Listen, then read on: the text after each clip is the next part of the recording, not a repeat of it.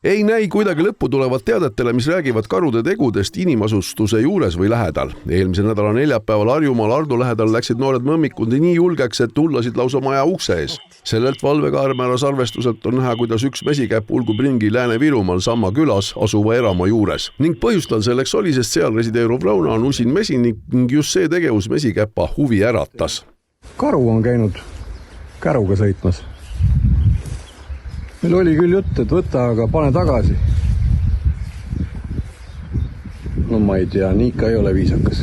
Puruks on rebitud tugev metallkäru, sealt kätte on saadud osad mesitarud ning seal sees olnud kärgedega on maiustatud. Isu täis on röövel minema jalutanud, seega on karude probleem järjest süvenev.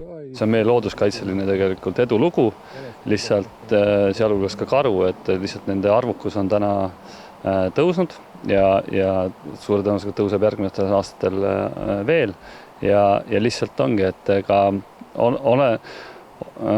olles territoriaalne loom, et selles mõttes, et kõigil on oma kodupiirkonnad ja kindlasti paljud karud enam sellesse territooriumisse ei mahu ja nii nad inimeste asulate lähedusse jõuavad, et otsides toitu. Keskkonnaameti hinnangul võiks meil karusid olla 1100 isendit. Jahimeeste endi arvestus peab seda arvu suuremaks. Samasugune olukord noorte karudega leidis aset pühapäeval Järvamaal, kus siis karud päris pikalt toimetasid mitmes koduhoovis.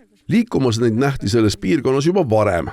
Ja supsina nad meie hoovis olid, et ega selles mõttes ikkagi oli ehmatav olukord, et mina emaga jooksin batuudi peale, pere meil läks tuppa, kes seisis terassil, et lihtsalt nagu hämmastav, et ega need karupajad olid ju tõeliselt kaisukarud, nägid välja, et nad olid nagu armsad, aga ikkagi see nagu, kuidas nad võib-olla nagu reageerivad või mida nad teha võivad, see oli ettearvamatu, nii et me ikkagi hoidsime selles mõttes eemale.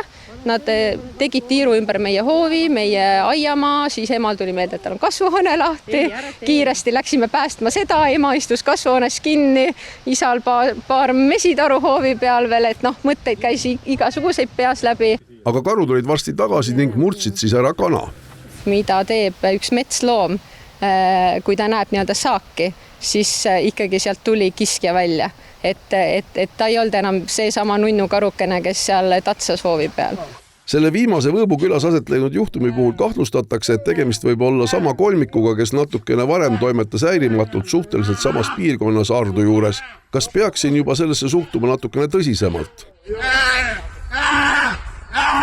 Juhul, kui nüüd ilmnev, et need karud on näiteks süüa saanud, neil on kadunud inimpelglikkus, nad hakkavad püsivalt inimesi tülitama, siis esimene võimalus, me kaalume, kas on võimalus näiteks ümber asustada. Ja kui nad sellest hoolimata jätkuvalt probleeme põhjustavad, siis me hakkame kaaluma eriluba.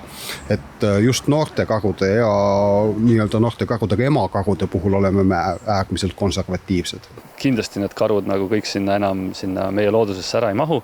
Jah, küttimine oleks tõesti üks võimalus asurkonda piirata, aga nagu eelnevad 2 aastat on näidanud ja ega see aasta ei tule nagu teisiti suure tõenäosusega, et kohtud on meil päris mitu korda selle karujahi nagu ära keelanud ja ega tänavu aasta ka nagu ei näe, et mingit suuremat karujahti siin Eesti Vabariigis toimuma hakkab selles suhtes. Ilmselt selle 2 juhtumi juures on tegemist sama 3 karupojaga, kelledest 1 päästjad kinni püüdsid. Seega see noorte mesikäppade punt võib kuskil Harju ja Järvamaa piiril edasi hulkuda.